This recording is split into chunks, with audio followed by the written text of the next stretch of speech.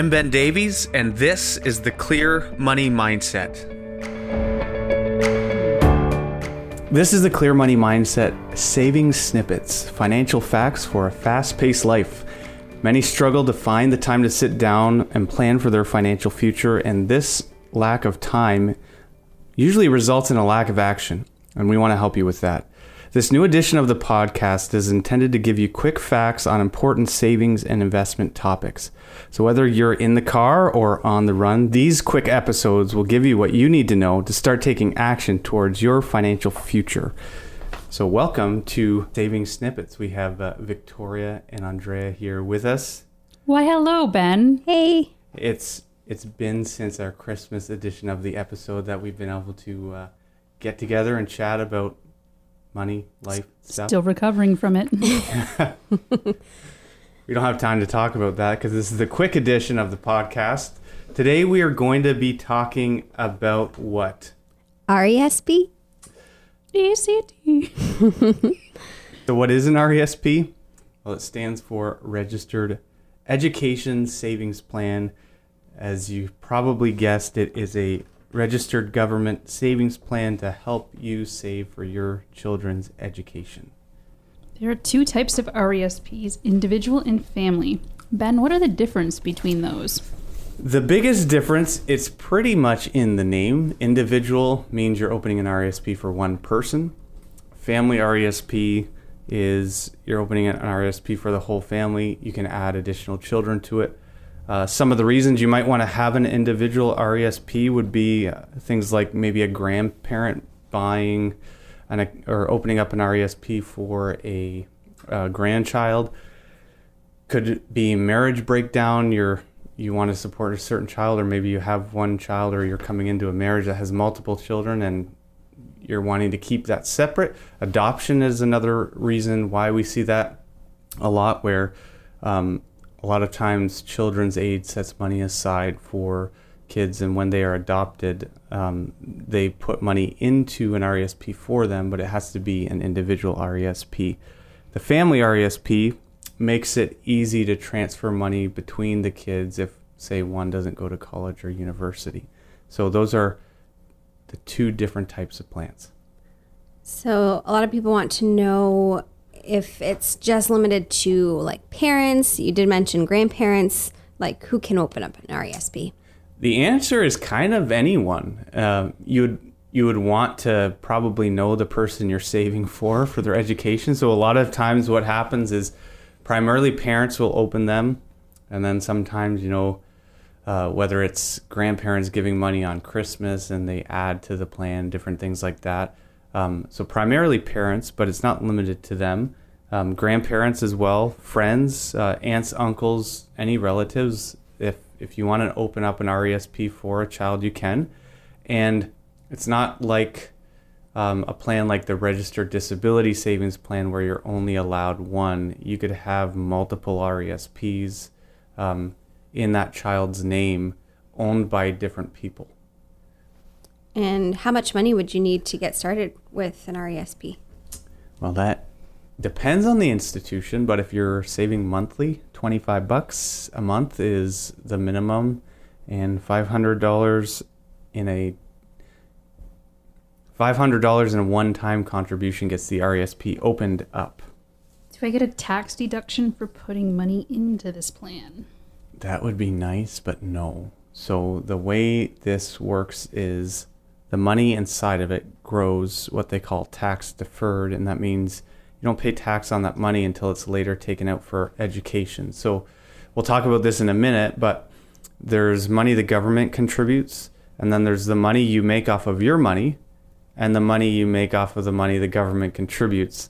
They call that grant and growth. That money is taxable when it comes out, but it's taxed most times in the name of the child. So a lot of times the parents are making more than the child is when they go to university, so they have a much lower tax bracket, so they can get the grant and growth out and pay far less in income taxes than their parents would have otherwise.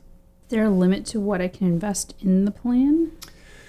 Well, Victoria, you're going to have to, if you want to max it out, we just need a check from you from about $50,000, and that would get you at the limit of what you can put into a plan. Monopoly money work? Monopoly money does not work, and most, if not all, financial institutions aren't going to take your cash anyway, even if it's monopoly money. There's some reasons why you might not want to do that, because the government only gives you so much grant money per year, and it's based off of a maximum. So you'd put $50,000 in and not get all of the grant money you could. So you can work with a financial professional to look at the best amount to put in, but 50 grand, that's the most. Ben, you mentioned the government contributing to the plan. So how does that work? So it's not often, and this is where people get a bit skeptical, where you say the government's adding money to the plan. So what's the catch? We'll talk about that in a second.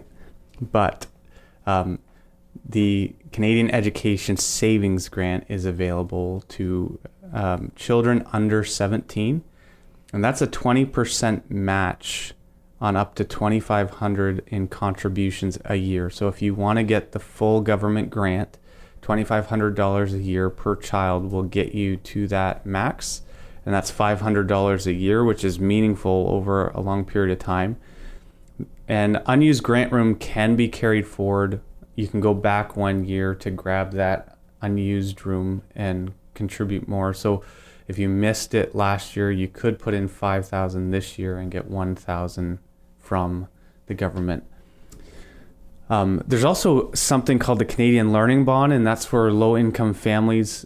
It's $500 that the government just deposits when you open the account, and then it's a maximum of $100 a year to a lifetime maximum of $2,000 per child put into that plan. So there's a lot of really good reasons, especially right now with the markets being as up and down as they are. There's not a lot you can find that's making 20% a year. With the RESP, just putting the money in up to that $2,500 mark gets you 20% from the government for free. So when we talk about RESPs, what kind of investments can we do? Can we do like ETFs? Can we do what kind of things can go in there? It's pretty broad. So mutual funds, stocks, bonds, ETFs, seg funds, all of those can be within an RESP, but they're going to be limited to what that financial institution offers. Are there any restrictions on what educational institutions you can use? There are. They have to be on an approved list. We found in the past, actually, we just had this within the last few months where a client asked their child was going to pilot school, and that was the first one I was really skeptical about. I'm like, I'm going to have to get back to you on that. We looked up the place that the place that he was going to school, and it was on the list. So a lot of people think since the government's putting money in, it's really restrictive. But you can actually go online if you do a Google search for like RESP approved institutions list or something like that. You'll find a massive list. The government has a database. It's kind of like a search engine. You just type in the place you're thinking of going to school, and it will tell you whether or not it's on the list. But it's a lot broader than most people think it is. So the last thing, getting money out of the plan. You do have some experience in that. So what are the things people are going to need if they're going to their financial institution saying, we need money out for education? If you're bringing it to us, maybe a coffee. Actually, what we would need is the proof of enrollment from the post-secondary education environment in which you're going to be going, and a check from the bank in which you'd like the money deposited into. It's pretty straightforward. It's actually not that hard to get the money out. And then lastly, to open the account, there's one very important thing that's needed. Andrea, you probably know what that is. I hope this isn't on the final test. Oh, well, you do have to be a Canadian resident. You have to be under the age of 17. You can be 17 or under, and you have to have a valid SIN card Yeah, to the get that. SIN card is huge. You cannot open an RESP without that. So if you've just had a child and you're wanting to get their education savings going, do the work to get their social insurance number. So that's it. There are a couple more nuanced things we could go through, but we're trying to keep this quick. So thank you so much for joining us on the Clear Money Mindset in our very first episode of Saving Snippets. Thanks for listening to the Clear Money Mindset. We at Davies Financial Sterling Mutuals are here to help you thrive with your finances. You can find us online at daviesfinancial.ca. For help with your personal finances, you can email us at office@daviesfinancial.ca. The opinions expressed are those of the participants and are for informational purposes only and do not necessarily reflect the views or opinions of Sterling Mutuals Inc. Mutual funds provided through Sterling Mutuals Inc. Commissions, trailer commissions, management fees, and expenses all may be associated with mutual fund investments. Please read the simplified prospectus before investing. Mutual funds are not guaranteed, their values change frequently, and past performance may not be repeated.